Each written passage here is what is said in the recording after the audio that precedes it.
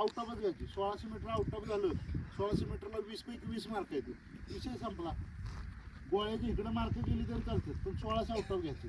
आणि 100ला गोळा एका मार्कानं कमी येईल, 100 येईल का कमी, 1600 पळालं तसं 100ला पण घ्यायची. 2 इव्हेंट केले तर कमजोर आहे, 2 इव्हेंट चांगलं केलं तर इकडं मार्क तेवढ्याच पडतील. आता त्या माऊलीचं तुम्हाला कुठल्या फ्रेममध्ये दिसला का तू?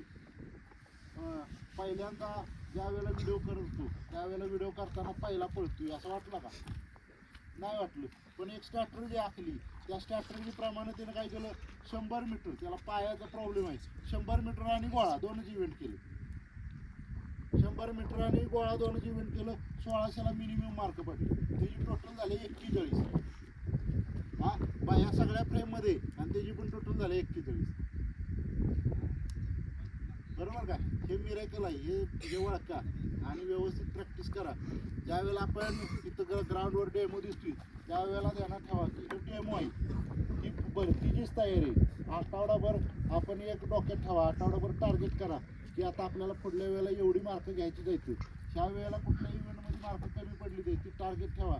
त्या ह्याच्यात आपल्याला एवढी मार्क कमी पडली जाईल, आपल्याला त्याच्यात मार्क वाढवायचे येते. गोळ्यात मार्क कमी पडली जाईल, गोळ्याची मार्क वाढवायची येते. बरोबर का?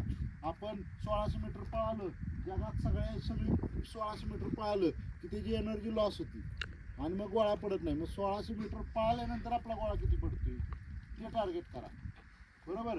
असा गोळा मस्त टाकतो हातभर बाहेर, पण डेमोच्या वेळेला कार्यक्रम. बरोबर? नुसता गोळा टाकला की गोळा आउट पडतो.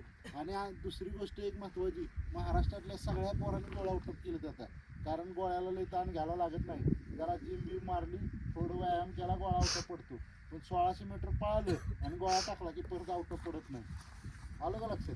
त्यामुळे डॉक्टर ठेवा, आपल्याला जे इव्हेंटची तयारी करायची, जी जशी बॉडी लँग्वेज असेल तशा पद्धतीने हे करा. आता हे जे आपण टायमिंग धरतोय 100चं ते एकदम करेक्ट धरतोय. ह्याच्यात तुम्ही ज्या वेळेला अजून 100चं स्टार्ट चांगला तयार कराल त्यावेळेला तुमची आणखी 100ची मार्क वाढतील. आणि माझ्या ह्याच्यात धरायला वाईट थोडं इकडे तिकडे कमी होईल, एक 10 सेकंद वाढतील, कमी होणार नाही ते वाढतील माझ्याकडनं. त्यावेळेला तुम्ही सेन्सरवर पळाल तिथं बरोबर तुमचा 1 सेकंद कमी होईल. प्रॉपर तुमच्याकडं स्पाईक पाहिजे पळायला. 100 मीटरला स्पाईक असला तरच तुम्ही हे करू शकता. आता ते पाण्यानं बघा स्पाईक लावून ओढलं, त्याला स्पीड चांगला आहे, स्पाईक लावून ओढलं त्याचं 12मध्ये टायमिंग झालं. आणि जे 100चं वरचं आहे की नाही मायक्रो सेकंद ती कमी करायला लय घासायला लागते, लय मेहनत करावी लागते. आणि तुम्ही जी मेहनत घेताय ही तुम्ही मेहनत घेताय, मी म्हणेन 30% मेहनत घेता. आत्ता किती? 30%. तुम्हाला 100% मेहनत घ्यावी लागेल, अजून जोरात करावं लागेल. पाय दुखलं काय केलं, डाएट बीट सगळं व्यवस्थित घेतलं पाहिजे, आजारी पडलं नाही पाहिजे, सगळं व्यवस्थित प्रॉपर केलं पाहिजे, झोप व्यवस्थित घेतली पाहिजे, सगळं नियोजन व्यवस्थित लावलं पाहिजे, तरच तुम्हाला सक्सेस भेटणार, नाही तर सक्सेस भेटणार नाही. ही पोलीस भरती म्हणजे आता तुम्हाला इव्हेंट लई सोपं येतं, एकदम ढिलं काम आहे आणि तुमच्याकडे दाखला येतं म्हणून तुम्ही त्याचा विचार करताय. तुम्ही विचार कशाचा केला पाहिजे?